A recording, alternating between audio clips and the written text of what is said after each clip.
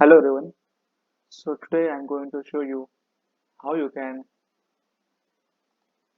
customize the design of the image frame. So if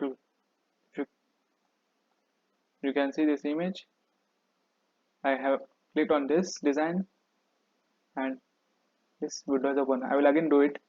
So this is the image. I will click on the image. You can click on this design and image frame design. This box opens. So right now there is no frame. So if you scroll behind, if you can hover on any of this, you can preview the design. So if I click there on this, as you can see, there is a shadow here. So if you want to customize this more, you can give it a corner like this, 50 pixels.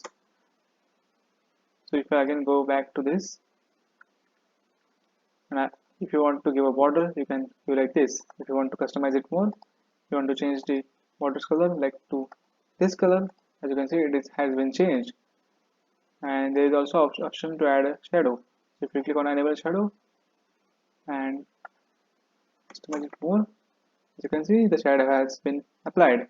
So we again go back to this box, and if you click here, you can see there is a border, and also the image frame is in a circular mode. If you click on this, there is no border, but the image frame is circular. If you click here you can see there is a white space in the bottom.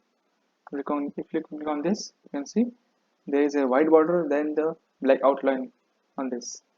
So you can customize this as well, and you can also see there are more different designs here. So if you click on this, and you can see this frame is like this. So there are many options. You can choose any of these according to what you need. You can also change the color. As you can see, now there are two boxes on the right and left. If you click on this color, change this. You can see the border color changes, but this box color has not been changed. So there is no option to change that boxes. So if we go again back to this, you can again choose any of these, and if you click on no frame, it will be just as it is, as it was before. So thank you for watching this video. Stay tuned for more upcoming tutorials.